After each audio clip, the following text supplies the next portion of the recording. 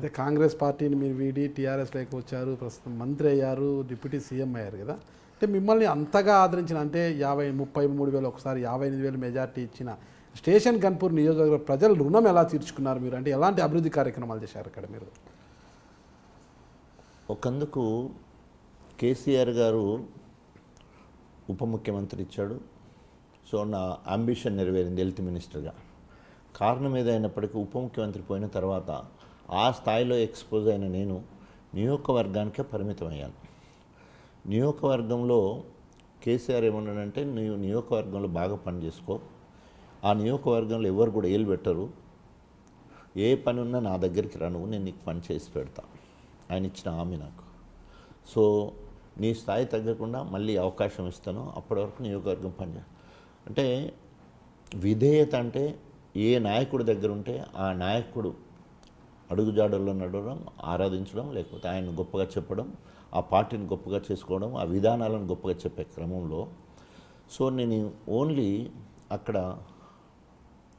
Only గన్పూర్ను ఉప ముఖ్యమంత్రిగా ఉన్న నేను ఓన్లీ గన్పూర్లో పనిచేయడం, ప్రజలకు అందుబాటులో ఉండడం, ప్రజల అవసరాలు తీర్చడం, ప్రజలకి ఈజీగా దొరకడం, ప్రజలకి ఏమంటారు వాళ్ళ కష్ట సుఖాల్లో పాలు పంచుకోవడం, ప్రజానాయకుడు ఏదైతే చేయాలో అవన్నీ చేశాను.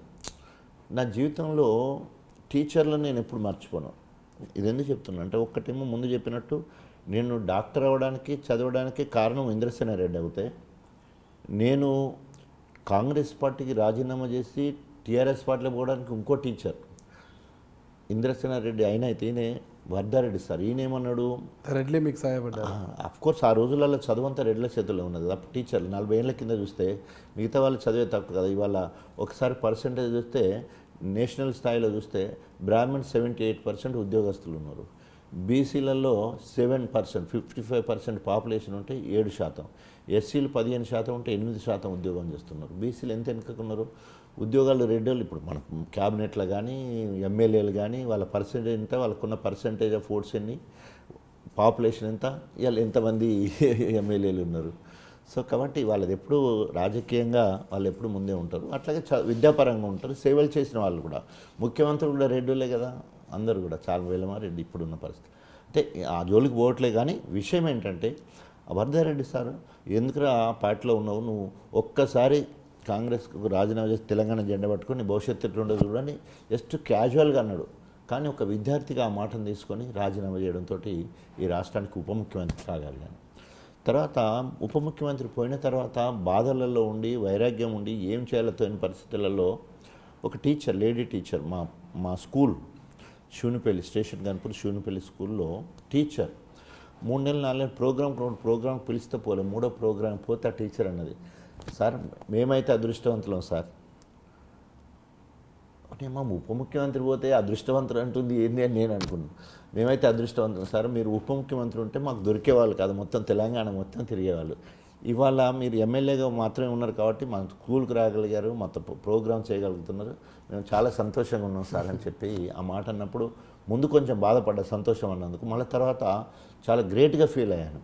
ఎందుకు గ్రేట్గా ఫీల్ అయ్యానంటే, ఓకే ఎమ్మెల్యేగా ఉండడం వల్ల నియోజకవర్గ ప్రజలు దగ్గర ఉండొచ్చు అనే ఒక లెసన్ గౌసియా బేగం టీచర్ పేరు, ఆమె ద్వారా నేను నేర్చుకొని ఎంత గొప్పగా నియోజకవర్గం మొత్తంలో అందుబాటులో వండుకుంటే ఏ ప్రోగ్రాం చావులకు బతుకులకు మంచికి చెడుకు సాగునీరు తాగునీరు మిగతా అన్ని అంశాల్లో మౌలిక సదుపాయాలు అన్ని పనులు చేస్తే కేసీఆర్ గారు చేసిన లేటెస్ట్ సర్వేలో కేసీఆర్ గారు ముఖ్యమంత్రి 98%, కేటీఆర్ గారు కుమారుడు ఐటీ శాఖ మంత్రులు 92%, హరీష్ రావు గారు 88%, వాళ్ళ అల్లుడు.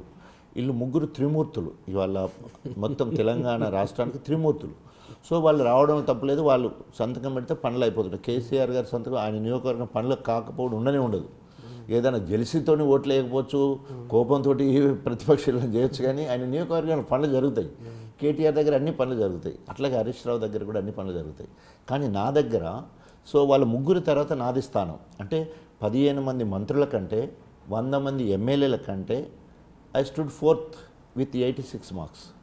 ప్రజాదరణ, సంక్షేమ అభివృద్ధి కార్యక్రమాలు ప్రజలకు చేరవేయడం, అందుబాటులో నాయకుడు ఉండడం, వీటి వల్ల వాళ్ళతో పోటీపడి వాళ్ళు ముగ్గురినితో పోల్చుకునే స్థాయి నాది కాదు. ఎందుకంటే వాళ్ళు మంత్రులు, ఒక కుటుంబానికి సంబంధించిన వాళ్ళు. సో దే ఆర్ ఆల్మోస్ట్ అన్ని వాళ్ళు. అందుకనే త్రిమూర్తులుగా పోల్చాను వాళ్ళు నేను. సో నేనేంటి, మీరన్నట్టు ఎస్సీ కమ్యూనిటీ డిప్యూటీ సీఎం పోయి ఉన్నది, తర్వాత బాధలో ఉన్నాను. వైరాగ్యాన్ని పోకుండా నియోజకవర్గాన్ని పట్టుకుంటే ప్రజలలో గుర్తింపు ఎంత గొప్పగా వచ్చింది. ఆ ఇంటెలిజెన్స్ కానీ మిగతా సర్వే వాళ్ళు చేయడంతో 86% వచ్చి 4th ప్లేస్. అంటే వాళ్ళు ముగ్గురు తర్వాత మొదటి స్థానము. 15 మంది మంత్రుల కంటే 100 మంది ఎమ్మెల్యేల కంటే ముందుండడం అనేది నేను ఉప ముఖ్యమంత్రి పదవి వచ్చినప్పుడు కూడా పొందనంత సంతోషం. నియోజకవర్గం 4th ప్లేస్ రావడం, వాళ్ళ ముగ్గురు తర్వాత 1st ప్లేస్ రావడం అంత సంతోషాన్ని ఇచ్చింది. కారణం ఎవరంటే ఒక టీచర్ మాట్లాడిన భాష. సో మాకు మీరు నియోజకవర్గంలో ఉంటే ప్రజలు సంతోషంగా ఉన్నారు, మాకు అందుబాటులో ఉన్నారు మీరు. ఆ కాన్సెప్ట్ని తీసుకొని ప్రజల్లోకి వెళ్ళి ప్రజా సంబంధాలు పెంచుకోవడంతో ఆ స్థాయికి వెళ్ళిపోయినాం.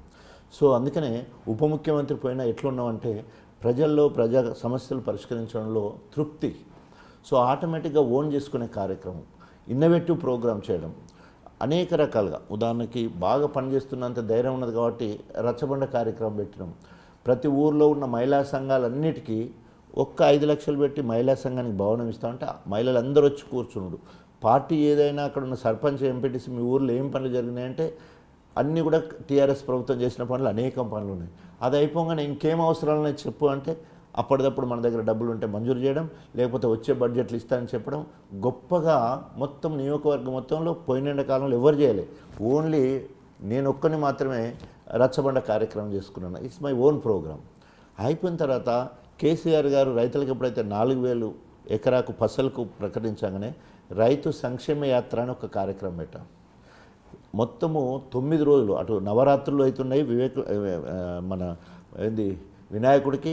ఆ 9 రోజులు దాదాపు 84 ఇప్పుడు సైకిల్ మోటార్ నడిపిన ఎన్ఫీల్డ్ వెహికల్, పెద్ద వెహికల్ తీసుకొని నేనే స్వయంగా డ్రైవింగ్ చేసుకుంటూ వెనుకోగని కూర్చుని పెట్టుకొని వర్షంలో కూడా తడుచుకుంటూ 9 రోజులు 9 ఊర్లలో పడుకున్నాం. రోజు ఎక్కడ రాత్రి అయితే అక్కడనే పడుకోవడం, ప్రతి ఊర్లో పోయి రైతుల గురించి గొప్పగా చెప్పగలిగినాం. సో భారతదేశంలో ఏ రైతు సంక్షేమం కోసమో పెట్టుబడి కింద 4,000 ఇస్తలేరు. సో టీఆర్ఎస్ ప్రభుత్వం ఇస్తుంది. ఈ ప్రజలకు వ్యతిరేకంగా నా మీద మాట్లాడటానికి ఏముంటుంది, ప్రభుత్వం మీద మాట్లాడటానికి 4,000 ఇస్తున్నాం. ఆ 4,000 కావాలంటే ముందుగా భూ సర్వే ప్రక్షాళన జరగాల, అంటే కరెక్ట్ నీకు పాస్బుక్ ఉండాలా.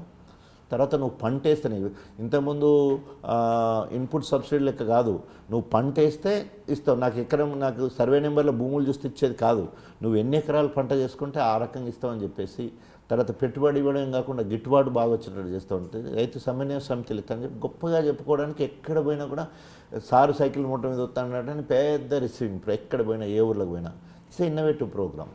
ఇట్లాంటి కార్యక్రమాలు రైతులు ఇది. అట్లా తర్వాత టీఆర్ఎస్ ఆత్మీయ సమావేశం ఎక్కడ పెట్టిన విధంగా ప్రెస్ మిత్రులు, జర్నలిస్టులకు కూడా వారితో ఆత్మీయ సమావేశం ఏర్పాటు చేసుకొని పెద్దగా మొత్తము ఎక్కడ జరిగిందో తెలియదు. మా అభివక్త వరంగల్ జిల్లాలో విలేకరులతో ఒక్కరోజు మొత్తం అంతా పెట్టుకొని వారికి అందరితో మంచిగా ఆత్మీయంగా మాట్లాడుకోవడం, వారి కష్ట సుఖాల గురించి తెలుసుకోవడం, వారి కుటుంబ స్థితిగతులు తెలుసుకొని వాళ్ళందరితోటి మమేకమై ఇంత భోజనం పెట్టి పంపించే కార్యక్రమం.